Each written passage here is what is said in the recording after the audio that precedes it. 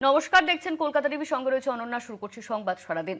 আজ থেকে হাওয়া বদল উত্তরবঙ্গে। বৃষ্টির পূর্বাভাস। পাহাড়ি এলাকায় আগামী সপ্তাহে দক্ষিণবঙ্গে বৃষ্টির সম্ভাবনা। শুক্রবার থেকে মূলত দার্জিলিং, কালিম্পং পাহাড়ি এলাকায় বৃষ্টির সম্ভাবনা। বজ্রবিদ্যুৎ সহ বৃষ্টির পূর্বাভাস সব জেলাতেই।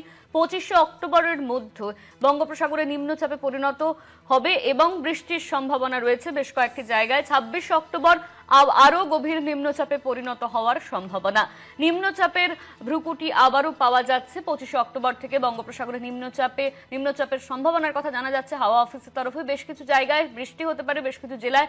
26শে অক্টোবর আরও গভীর নিম্নচাপে পরিণত হওয়ার সম্ভাবনার কথা জানা যাচ্ছে। আগামী সপ্তাহে দক্ষিণবঙ্গের বেশ কয়েকটি জায়গায় বৃষ্টির সম্ভাবনা। আমাদের সঙ্গে সরাসরি রবীন্দ্র সরোবর থেকে রয়েছেন আমাদের প্রতিনিধি শাশ্বতী রায়। শাশ্বতী, যে বিষয়টা জানা যাচ্ছে যে বেশ কয়েকটি জায়গায় বৃষ্টির সম্ভাবনার কথা জানানো হচ্ছে, অন্যদিকে নিম্নচাপের দেখা যাচ্ছে আবার। একেবারে দক্ষিণ পূর্ব বঙ্গোপসাগর এবং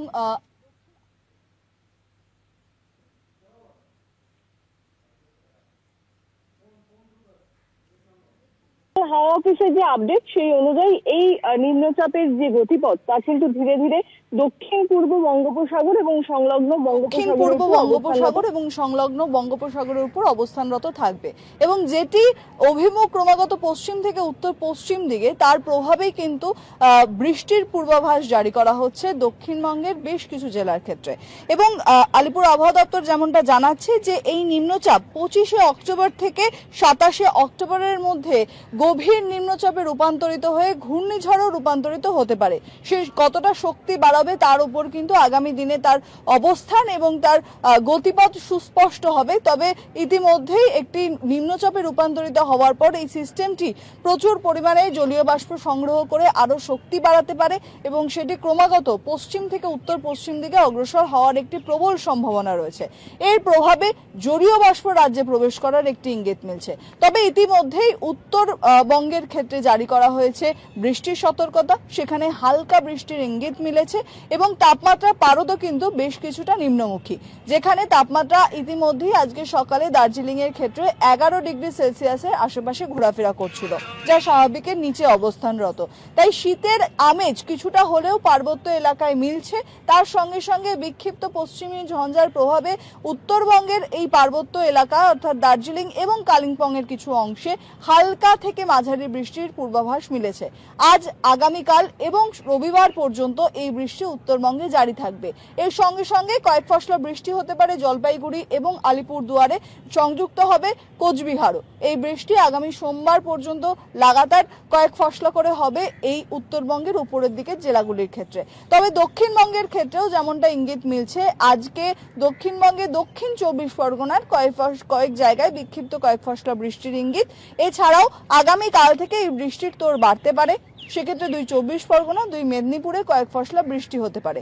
তবে এই যে নতুন করে একটি সিস্টেম বা নতুন করে একটি নিম্নচাপ তৈরি হলো, যেটির অভিমুখের ওপর কিন্তু আগামী সপ্তাহে দক্ষিণবঙ্গের কি ওয়েদার থাকবে তা কিন্তু অনেকটাই নির্ভরশীল। কারণ এটি যদি ক্রমাগত উত্তর পশ্চিম দিকে অগ্রসর হয় এবং পশ্চিম অভিমুখে হয়, তাহলে পরে কিন্তু সেটি আরব সাগরের ওপর আরো একটি সিস্টেম আছে, তার সঙ্গে সংযুক্ত হয়ে আরো একটি প্রবল ঘূর্ণিঝড়ে পরিণত হওয়ার সম্ভাবনা রয়েছে, যার ফলে অত্যন্ত বেশি মাত্রায় প্রভাব ফেলতে পারে কর্ণাটকের কিছু অংশে। এই সিস্টেমের উপরেই কিন্তু আগামী কয়েকদিনের দক্ষিণবঙ্গের যে বৃষ্টিপাত তা নির্ভর করবে।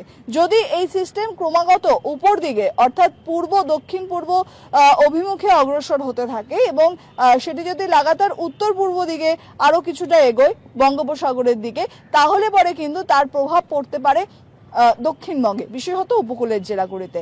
কারণ এটি যদি অন্ধ্র বা উড়িষ্যা উপকূলের মধ্যবর্তী অংশ দিয়ে প্রবেশ করে, তাহলে পরে তার প্রভাব তো পড়বেই। তার সঙ্গে সঙ্গে তামিলনাড়ুর হয়ে কর্ণাটকের দিকে যদি এর অভিমুখ হয়, তাহলে কিন্তু দক্ষিণ ভারতের উপর এর প্রভাব অত্যন্ত বেশি মাত্রায় পড়ার একটি ইঙ্গিত মিলছে। তবে বলাই যায় আরো বেশ কিছুটা সময়ের পর এই যে সিস্টেমটি, তার গতিপথ সম্বন্ধে একটা সুস্পষ্ট ধারণা তৈরি হবে। ইতিমধ্যেই সেটি একটি নিম্নচাপ রূপে অবস্থানরত এবং ক্রমাগত পশ্চিম থেকে উত্তর পশ্চিম দিকে অগ্রসর হয়ে সে তার শক্তি বাড়াচ্ছে এবং 27 তারিখে তার একটি ঘূর্ণিঝড়ে রূপান্তরিত হওয়ার পরিকল্পনা রয়েছে বা তার যে সিস্টেম বা এয়ার সার্কুলেশন রয়েছে তা ইঙ্গিত দিচ্ছে আবহাওয়াবিদদের। তবে বলা যায় যে এই সমস্ত সিস্টেমের প্রভাবে আবারও বৃষ্টিমুখর হতে পারে বঙ্গ, এবং উত্তরবঙ্গের বৃষ্টির যে ইঙ্গিত রয়েছে, যে বিক্ষিপ্ত বৃষ্টি রয়েছে, তা কিন্তু সম্পূর্ণভাবে পশ্চিমী ঝঞ্ঝার প্রভাবে হচ্ছে। এই নিম্নচাপের সঙ্গে উত্তরবঙ্গের বৃষ্টির কোনো সম্পর্ক নেই, তবে দক্ষিণবঙ্গ কিন্তু ধীরে ধীরে প্রভাবিত হতে পারে এই বৃষ্টির থেকে। তবে শহর কলকাতা এবং পার্শ্ববর্তী এলাকার ক্ষেত্রে বৃষ্টির সতর্কতা সেই অর্থে নেই। কোথাও কোথাও আংশিক মেঘলা আকাশ থাকার সম্ভাবনা রয়েছে, এবং আগামী সপ্তাহে অর্থাৎ সোমবার এবং মঙ্গলবার কয়েক ফাসলা বৃষ্টি হতে পারে শহর কলকাতা জুড়ে। অনন্যা, ধন্যবাদ তোমায় শাশ্বতী। আমাদের সঙ্গে সরাসরি ছিলেন আমাদের প্রতিনিধি শাশ্বতী রায়।